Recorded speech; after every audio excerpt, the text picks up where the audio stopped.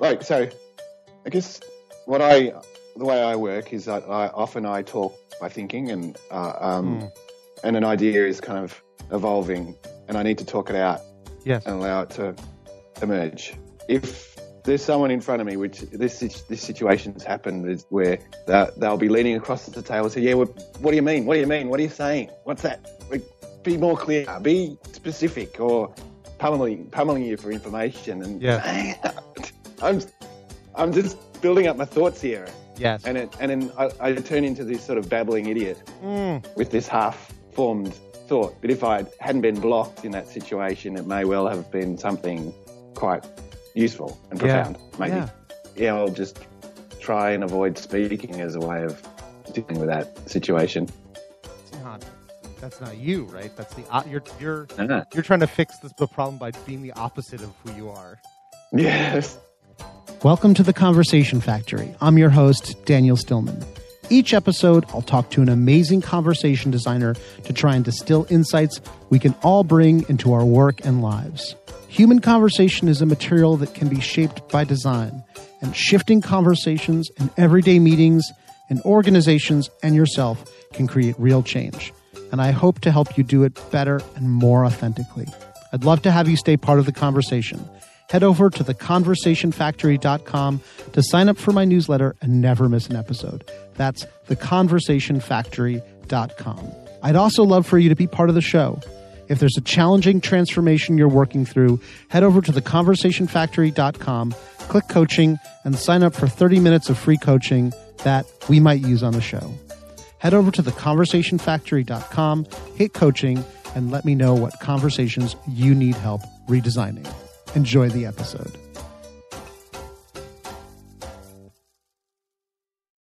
My coaching conversation with Mark covers some really deep topics, and I'm super grateful to Mark for his presence and his willing to be open, to go deep, and to let me share this recording of our coaching session. We hit on 3 key ideas that I think are worth looking at in your own work. The first is that the meetings you have is the organization that you're in. Those are the conversations you can and can't have. If you can change the way you meet, if you change the way you converse, you can change the way you organize. As Martin Buber, the 20th century Jewish philosopher, said, all real living is meeting. If your meetings don't feel like they're alive, it's up to you to bring the energy they need to come back to life. Mark's organization is so focused on delivering on their core promises in a big way that they micromanage and try to eliminate failure. Without any tolerance for failure or conjecture, without an idea of constant experimentation and learning, new ideas can be deeply frightening. Every meeting is about delivery. They are an organization of closers. And that brings me to idea number 2. Mark identified how frustrating it is when teammates have mismatched models of creativity and different abilities and tolerances in and with other modes of creativity. Mark identified the 3 modes of creative conversations in the same way that I do, as opening, exploring, and closing. And that's something I try to teach to every group I come in to consult with. It is so core to productive, collaborative conversations. Opening is the creative divergence that loves to bring new ideas to the table. Exploring is the creative emergence, which allows ideas to breathe and grow. And closing is the creative convergence, the comfort with eliminating choices, aligning and delivering ideas. Mark is an explorer in an organization of closers. He likes to talk things out, to let things emerge from the soup of his creative process. Closers particularly find that mode frustrating, wasteful, and confusing. Closers like to land the plane, to figure things out, to end dialogue. Openers, explorers, and closers need each other, and they need to learn how to tolerate the other modes and to ask for their own needs in creative conversations. Which brings us to our third idea. We all need to design invitations with the creative tendencies of other people in mind. Mark wants others to understand his creative energies and to help him support and shape them. But he needs to frame the process as an invitation into a finite game. In my work, I find that people are willing to try something if they know that they can end the game anytime they want, and if they see that the natural end is in sight. Mark also wants others to support his mode of thinking, but isn't thinking about how the other people on his team might be thinking the exact same thing. So the rules of his game, the game he wants to invite people into, we could call the give me your energy, attention, benefit of the doubt, and tolerance for my creative modes game. It's a big ask and totally unilateral. His job is to find a way to include other people in the process and to make the rules of his game apply to everyone. That's an invitation that people can get behind. That is the art of conversation design. As Mark says, he needs to learn how to be with others in a way that isn't, quote, just launching into my mode without preparing people for the rules of the game. And he needs to do it in a way that feels natural, not in a way that requires him to invert his natural approach, to turn himself upside down and inside out in order to work with others, which is what he's doing now, and it is killing him. The question we start with, can a public purpose organization be more agile, becomes, can a purpose-driven person bring the energies needed for creative transformation? And that question, I believe, requires individuals in the organization to be agile, to be comfortable picking up the creative energies required for the moment, for themselves, and for those that they work and play with. Organizational agility totally and completely counts on people who can be agile in their movement between the creative modes and who can frame shifts in those modes as invitations. So that's a lot to chew on. Thanks again for Mark letting me record this and share this and for giving me the opportunity to listen and speak with him. Enjoy. Is there anything particularly you want to talk about today that you don't want to talk about today that we're hoping to particularly unlock? I guess I don't have any particular no-go zones at the moment, but I'm thinking it'd be interesting just to explore. I mean, all the stuff that you talk about, all of your podcast and all the themes that you come out seem for me give me a lot of energy, and I can see a lot of application for that, particularly in the sort of public purpose non-IT realm, and I'd really love to play in that space. Yes, but I guess I'm not sure where I fit, and whether I'm kind of qualified or how I get into that space in a way that's actually going to make a difference, I guess. Yeah, it's a challenge, and the question you asked me in an email about whether or not an organization that is stressed can grow is a really deep question, and one that I don't know if there's a good answer to. But that's the art of conversation design, I guess, in terms of how it enables growth. Yeah, no, definitely. And so, I mean, the thing that I like to think about when we step back is, or in order to step back, is to try and put together what you might call a conversation map of, first, I like to just talk about like what conversations in your life are functional and produce joy. I guess I get quite sort of analytical and a little bit obsessed about problems, and I'm trying to understand the dynamics and of how things work. I used to be an engineer in my early life, so I bring that into my current life. And the really exciting conversations I have, which I don't have a lot of really, I guess, at the moment, is when I'm really just shooting the breeze, unpacking an issue or a problem, or trying to analyze a particular dynamic at work or politically or whatever, Yeah, so really digging in and unpacking stuff. Yeah. Getting to the heart of the matter. Yeah. There seems to be so much material at the moment to talk about. I can imagine. Yeah, I mean, so the opposite of that is what you might call like a bullshit conversation, where it's like it sounds like you know the do you not like small talk? Are you one of those people who's like small talk is the worst? No, I do appreciate small talk, but as a key to finding right. connections. Yes, so that you can get into it and break it down. Right, the thing. So who in your life do you get the chance to do that with? Like, or when does that happen? With who and in what contexts? Like, where is that happening for you? With my wife, yes. Yeah, she's studying organizational dynamics and has always got some great thing to read or talk about. That's wonderful. And works in government.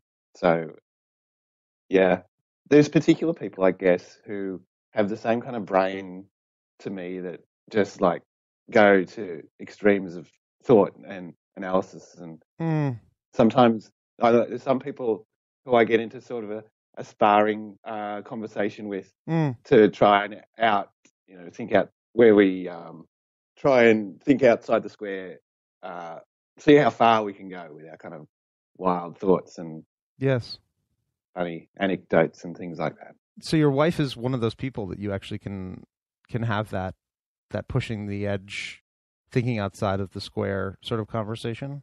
Yeah. Perhaps not the big sparring, crazy talk, but definitely in terms of intellectual and analytical, and particularly around trying to decode how group dynamics, what creates a group dynamic and what. Yes. And how that plays in different spheres, politics, local community or whatever. Yeah. So it's you're really lucky to have someone like your wife in your life who is bringing in different patterns and perspectives and is willing to like unpack like all of these layers of reality with you, which is great. Yeah. So that's awesome. Yeah. It is. It sort of we have to fit it in. It's often late at night because we have to get the kids to bed, and it's in those little moments that you steal. But it's all right. Yes. Who is the person you have in your life who you can comfortably spar with? Have this sort of like pushing the edge conversation. Is there someone in particular where you're like, this is a person where we can go all the way to the end of the line with this? Yeah, there's people I've just found along the way. I guess worked with. There's probably one person in particular whose brain. I like to think I'm a bit of a creative thinker and a bit of a outside the box kind of thinker, but he takes it to another level. Yes, and it just those people that you just think, oh wow, you kind of, it pushes you along. Yeah, and kind of want to be a bit like that. Yeah, totally. You're like, wow, you're like, he's really got it. Yeah. He knows how to go all the way there. Yeah.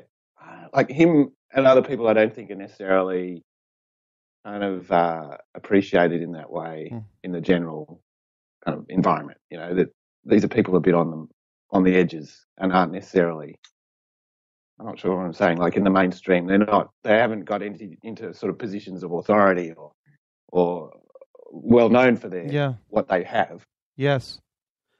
Is this a person that's in your life currently, or is this somebody from a previous job or work? Previous employment. Yeah. Yeah.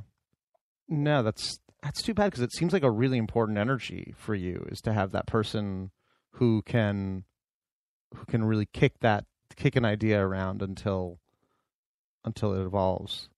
I often find there's various meetups that I can go to and I can get a bit of taste of that sort of stuff when you feel, oh, I'm in my tribe. Yes. And I don't have that, in my normal life. Yes. And you just, oh, yeah.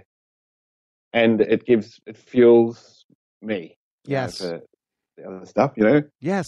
Yeah. But making the time for that stuff when you got kids in primary school are really challenging. I completely understand.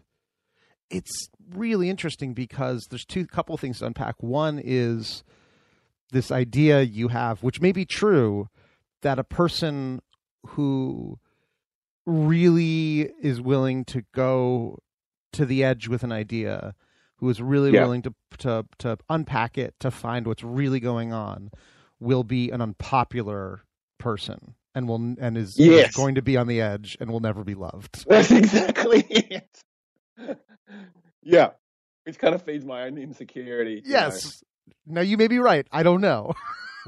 Yeah. There is some, nobody, people don't like somebody who's always a gadfly, right? But it seems like there's got to be a way to bring that energy in an appropriate way. And what I'm curious about is whether or not is why you and your wife stay at a level that's comfortable for you, just because of everything else that's going on. Could you ask her to take the kid gloves off with you and say let's push this one conversation a little bit further? 'Cause she seems like you're the person you're around the most who's also the most interested in this stuff. Yeah. Possibly. If you asked her to pretend to be an asshole, could she do it? I don't think so. I could try. Yeah. And that's just a hypothesis that I'm throwing out. Yeah. I think our brains do work differently, though. Yes. There's a complementary. Perhaps I'm more of a rule breaker, and she's perhaps less so, and so we do counterbalance quite a lot. That's good. Or there'll always be someone looking after the home, dealing with home matters, another person having more of a career focus. Yes. When it's almost deliberately not the same person. Yes. Yes. Well, that's good. Yeah. It works for us anyway. So what about this question of how can Mark be the person who pushes the boundaries of a conversation, but in a way that still feels welcoming and doesn't make you feel like you are going to make yourself a person on the outside?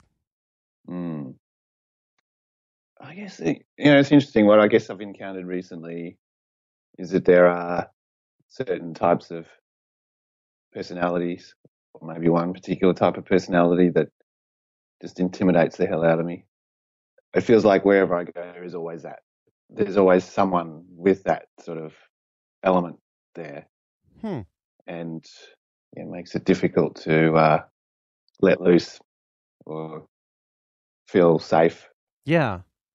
What's that element that makes you feel unsafe in those types of conversations? Well, there have been situations where, so I guess the way I work is that I talk by thinking, and and an idea is kind of evolving, and I need to talk it out.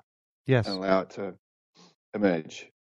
And if there's someone in front of me, which this situation's happened, is where they'll be leaning across the table and say, "Yeah, what do you mean? What do you mean? What are you saying? What's that? Be more clear. Be specific." Or and they're kind of pummeling you for information. And yes, I'm just building up my thoughts here. Yes, and then I turn into this sort of babbling idiot. And then with this half-formed thought, an idea. But if I hadn't been blocked in that situation, it may well have been something quite useful and profound. Maybe. Yeah. We'll never know. I mean, we'll never know. It's kind of gone. And in the end, I'll just try and avoid speaking as a way of dealing with that situation. But that's not you, right? That's you're trying to fix the problem by being the opposite of who you are. Yeah. Yeah. So there's certain preconditions, I guess, that provide the right environment for me to be who I am and perform. Yes. Whatever. And when I hit up against these little kind of, they feel like just little things, like little kind of roadblocks, but then they become a bit bigger and bigger. Yes. What are those preconditions that you feel have to be there in order for you to be yourself? My immediate supervisor or the senior person is someone who we have I have mutual trust with, who allows me to, Yes. who understands me enough to say, just keep talking, keep Yeah. talking. Yes. Let's explore that thought further. Yeah, somebody who's welcoming it. Well, yeah. So allowing the conversation to open up, Yes. and then at some point, okay, right, we need to close it down now. We need to switch. So I guess, yeah, someone who can sort of facilitate that in me, but also a peer environment that where I'm not the only one talking. So there's other people in that conversation that I'm bouncing off. Yes. That's kind of the ideal, perfect situation. Yes. Yeah, sort of kind of rarely there, perhaps at times. Yes. How can you give all of that to yourself instead of asking other people around you to provide it? How can you bring that energy into your conversations, even with somebody who's in opposition to your modes? This is perhaps the nub of the question in a way. Often I'll throw caution to the wind and start and open my mouth and start. Yes. Not necessarily thinking of the consequences. Yes. And then the blocking will come and it will just so unsettle me that I'll kind of be not able. I sort of fairly quickly become kind of paralyzed. Yes. So it'd be nice not to be phased as much by that. Yes. So, totally. I don't know what that would require. To not be phased. Well, yeah. I mean, that's asking more of you. And yes. I have an inkling of a potentially different way. Would you be open to me just like suggesting a process? Please. Yeah. One of the things that I've been learning recently is how important it is to invite people into a space. And one of the recent podcasts I did with this guy Daniel Mezek, who talks about open space technology, and he says that look, meetings are games. And they have rules, and those rules should be predictable, right? Because nobody likes playing games where the rules change constantly or the rules don't apply evenly. Yes. Right. We want those rules to apply to everyone, and in order to invite someone in, the invitation needs to seem engaging and inviting, right? Not like kind of ironically, It's like I want to send an inviting invitation to people to a game that I think is going to be fun, that has clear rules, and there's a way to know if we're playing well or not. And you just think about any game you've ever played. There is like, okay, we're going to play blank, and we will win when blank. And the opposite example I always give is my dear friend Jory once tried to teach me how to play cribbage. And cribbage is a boring game that takes a long time to learn. and we're like, wait, why am I spending all this time learning this game that I don't want to play, and takes forever to find out if someone's won or not? It's very weird. But meetings, a good meeting has a clear invitation, clear rules, and is opt-in. And that's the last thing. People can opt in and they can opt out. Like, people can leave at any time, or they can say, no, I don't want to play that game anymore. And I think you need to invite people into your way of working and make it not just something that you get to do, but that everyone gets to do. And the game you want to play with them is... Sorry, what do you mean by that? Well, so I'll explain. I think if you invite people into the game of throwing stuff against the wall or talking out loud to work things out, people need to know that that's the game that they're going to be playing. And they need to get a chance to do it too, right? And also people may be uncomfortable with that mode because they don't know where it's going. Yeah. Or how long it's going to take. Yeah. And so if you say to people like, hey, listen, this is my working style, And I'd like to put some time to let everyone, myself included, generate some open talking time to see where we can get to with this problem. Would that be something that would be worth spending a little time on together? And then it can become something that is not you. And look, this is something I think I have a problem or a challenge with too. When the energy is coming through me, I want to catch the energy, and I want to harness it, and I want to like just see where it's going. Yeah. Right. And I just, the force of my personality and my love of speaking and thinking just carries me forward. Yeah. But in the same way that you want the leader to say, okay, let's allow an opening. And now here's the time to close. You can bring in structure to do that. You can say, instead of there being a leader, you can make a principal be the leader. You can say, I'd like to play a game called Open Thinking. And I'd like to do it for 20 minutes. And I'd like to share that time evenly amongst the people who are interested in having some open thinking. Now, I'm just, this is a hypothesis, and you may not be able to phrase it this way.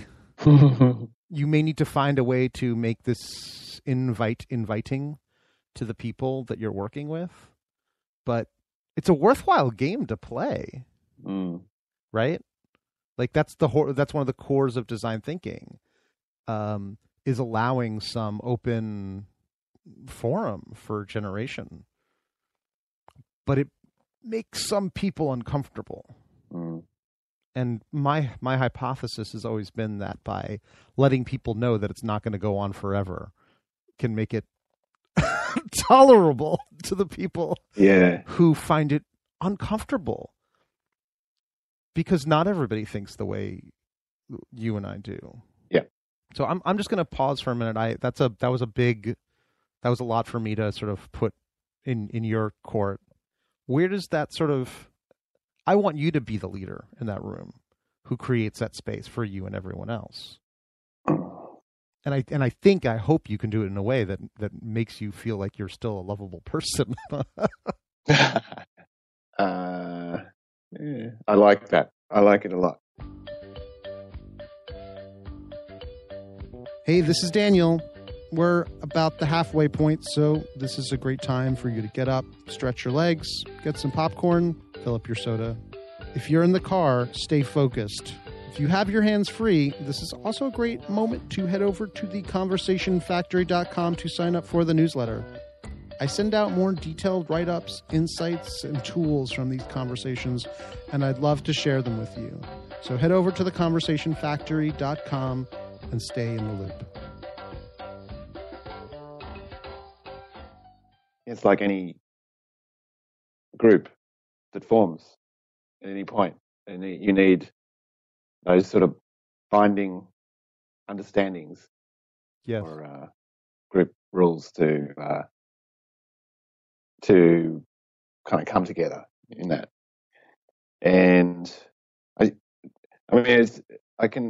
probably becomes, I guess, a lot of the conversations that I enter into, I'm not the one who's called the gathering. I'm not. Usually the most senior person in the room is the one that's holding court. Yes. And so to be standing up and saying, hey, I'm going to try something here, or let's just spend the next 20 minutes doing this thing. And so where I work at the moment is very much used to that sort of old traditional form of meetings. Yes. Structure, agendas, and it's almost, if you go off script, it becomes it's pretty disruptive. So there's a lot of development that could be done in my organisation around what makes good conversation and what the conversations that matter. Yes. I guess I've been oscillating around thinking about can I do any of this stuff without the other people at least having the sort of foundational understanding that we are not here just to have a meeting. Meeting is not the objective. There is some other objective that we are trying to achieve, and the meeting is just the means for that. So let's have a conversation that is the most productive use, the most effective to achieve the outcome we want. Yeah. It feels like people are so far from even thinking about that. But maybe there's ways of just having little not too disruptive ways of just slipping some of these ideas in certain moments. Yes. Yeah.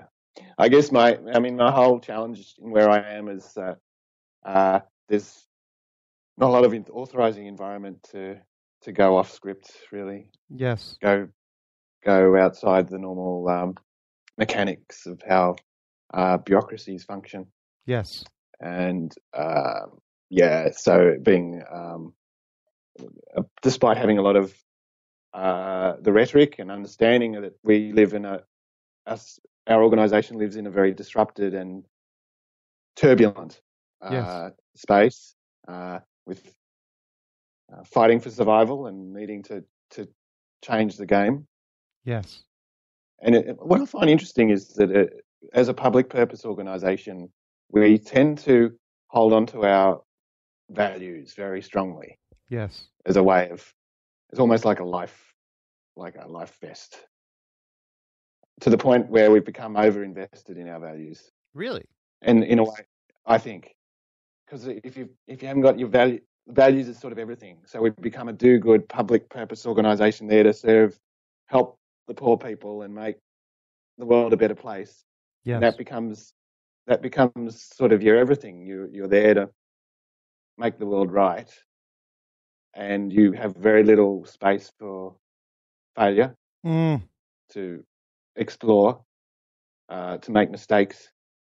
You hold on to your little conversations and your things, and rather than, and you go for you don't do the iterative stuff. You go for the big reveal for projects after 18 months of internal machinations. Yes, because the stakes are so high. Yeah, the stakes are high. Because the purpose is so essential.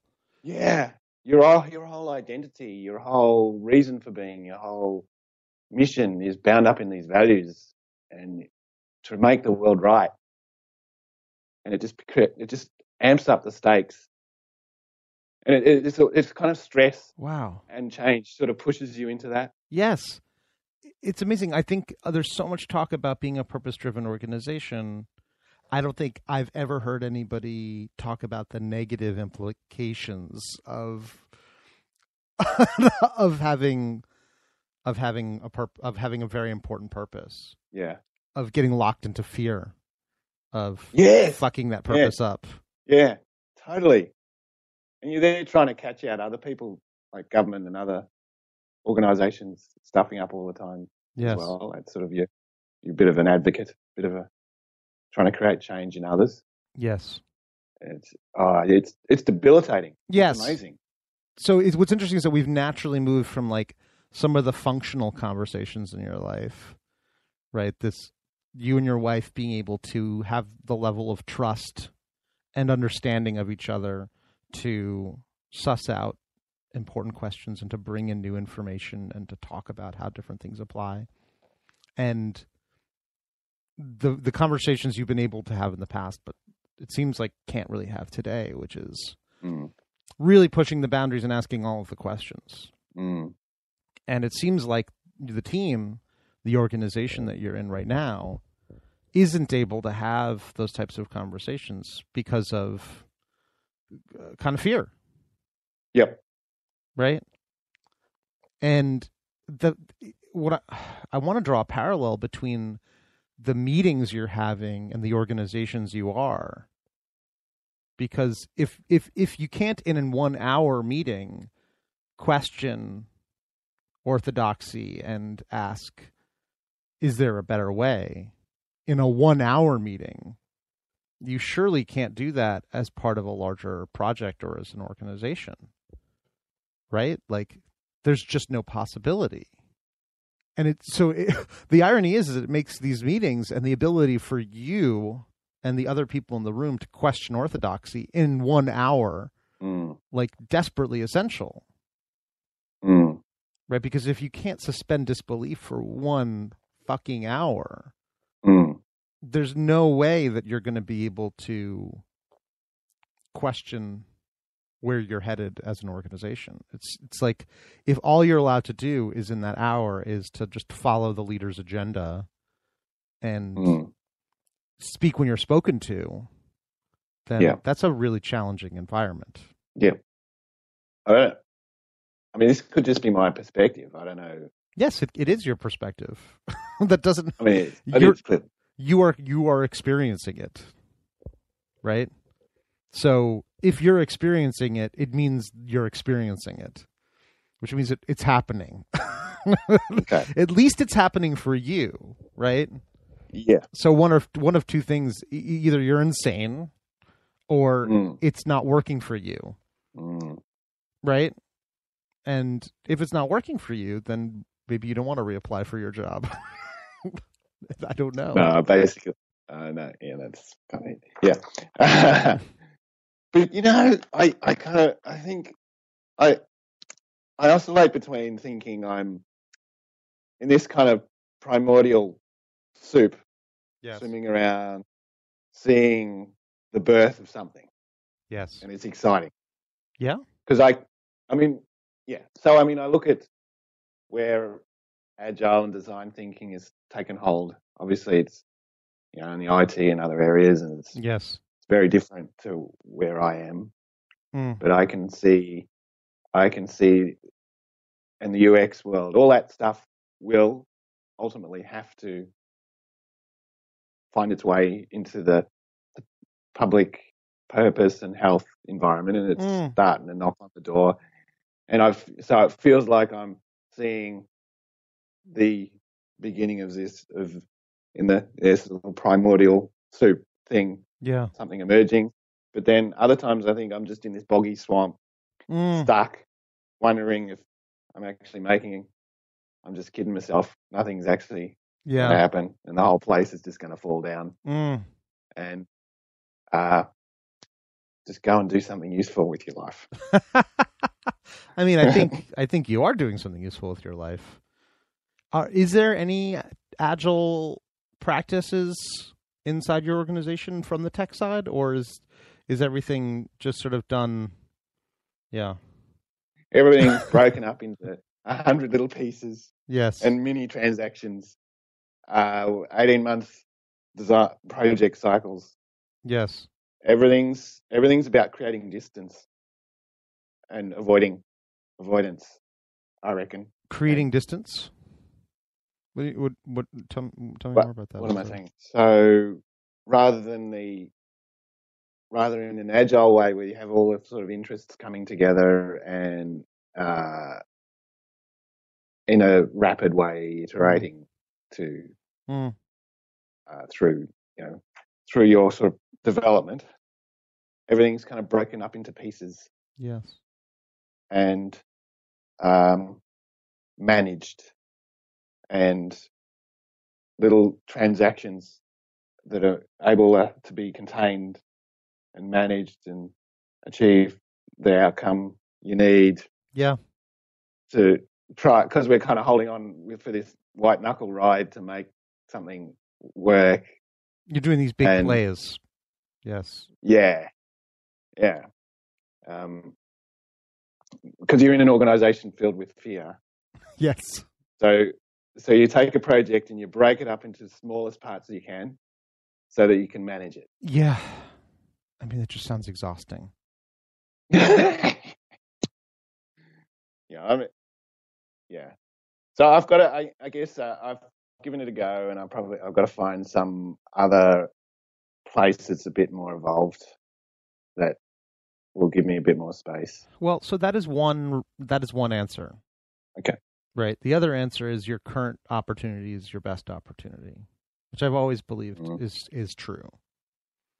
is that either you find a way to make that true, or you find out that it's impossible for it to be true.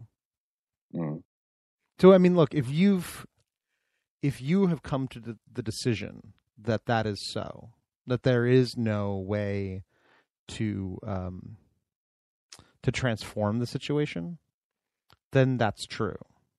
But if you decide or are curious about, are there other people in the organization who feel the way I do and want to try a different way, there may be a coalition of the willing who you don't know about.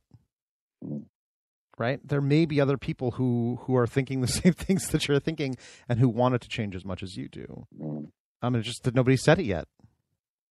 Right? So I don't know if you can be the person who says, like, is there a different way to do what we're doing?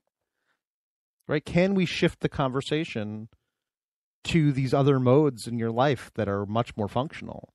Right? There's more trust and more bravery or lack of fear or absence of judgment in these, in these sort of past coworker conversations you've had and the sort of conversations you can have with your wife that are lacking. But that doesn't mean it's impossible to bring those components. It just means it's hard. Yeah, we're all part of this machine that chews up every bit of spare mental space and time. Yes. Yeah, and that means that you can be a change agent in that machine because you're part of it, right? You're in the system. Yeah. And I'm going to guess that there have been some times when you have been silent when you should have spoken up, or opted out of your own way of approaching things. And you could have, by being yourself, it's potentially possible that you could have transformed the situation. And I'm sure there's times when you actually have done that. Right? You wouldn't have stayed this long if it wasn't possible for you to, as yourself, to create positive moments of change and transformation. Yeah. I guess there's probably some skills. I mean, I've been out doing lots of little courses on design thinking and code, all that. Yeah. Human-centered design. Yes. Not enough to feel totally confident with it. Yeah. But enough to feel frustrated by not being able to do it. Yes. Yeah. And the problem with design thinking is that people oversell it as like cribbage. Right? And they say, like, okay, let's do this big thing and we're going to get a better answer at the end of it. That's a really hard sell.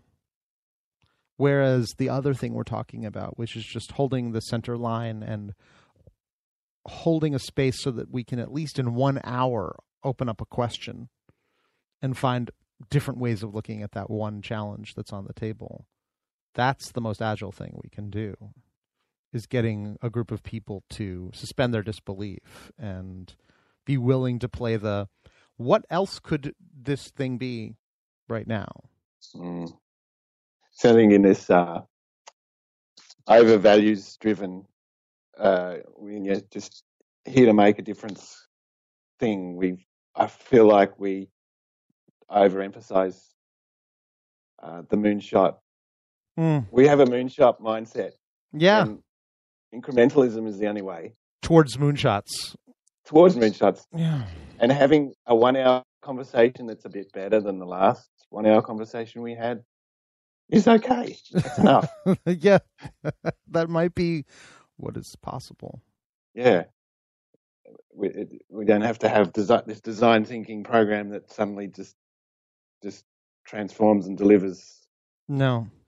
I'm going to just throw out one other sort of tool that I think might be helpful for you. Yeah. And then we should sort of talk about how to close out and leave you better than we found you. One of the things that I've noticed is the power of this one particular tool. Luma calls it the importance difficulty matrix. I've seen people talk about complexity versus value.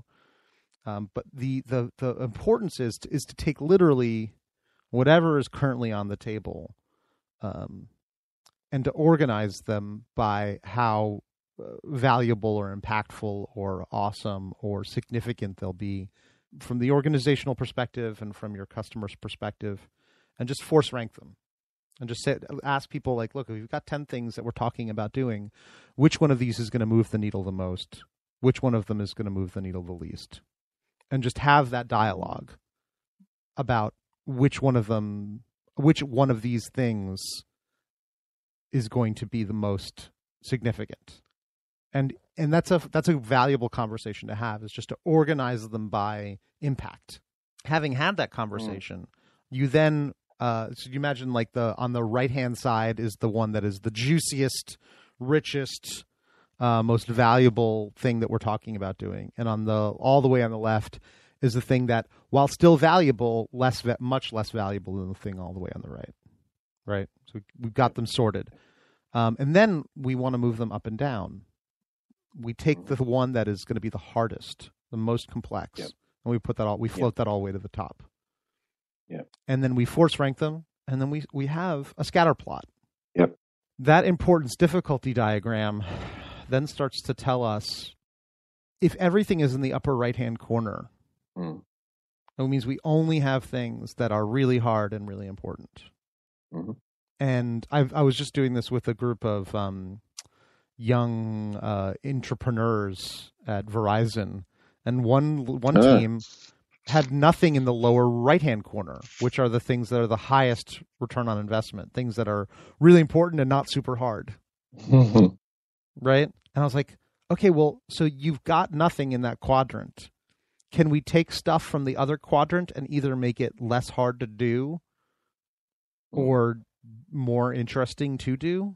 Can we shift things from the other quadrants into that quadrant? Every team has to decide for itself, like, yeah, okay, we're only going to do moonshots. Or the lower left-hand corner is stuff that are sometimes people call quick wins, things that will shift things, but in a way that won't rock the boat. Yeah. Right? Which is great sometimes. And so every group needs to ask themselves, what goes into this space? Holding that space to find out what's valuable, and then asking themselves, where do we want to play in this space? And I've seen agile coaches use this as a way of managing backlog and asking what goes into a sprint. And that's sort of a conversation about focus and priority is so valuable. And it's such a simple conversation. Whenever you've got a dozen things on the table that you can do next, try to push it through this sieve of priority and challenge. And it doesn't have to take that long. If you've got a group of 5 or 6 or 10 people, it can be a 30-minute exercise if you know what you're doing. And that conversation can help clarify, are we doing incrementalism? And look, if that's where you are, then that's okay. It's okay to quick wins is an okay game to play, right? But living in constant fear that a moonshot is not going to land may not be the best game for you guys to play. Well, I think, probably the other thing is we often try and boil the ocean, do all of it. Yes. So that's a good tool to help sieve it. Yeah. It's a helpful one.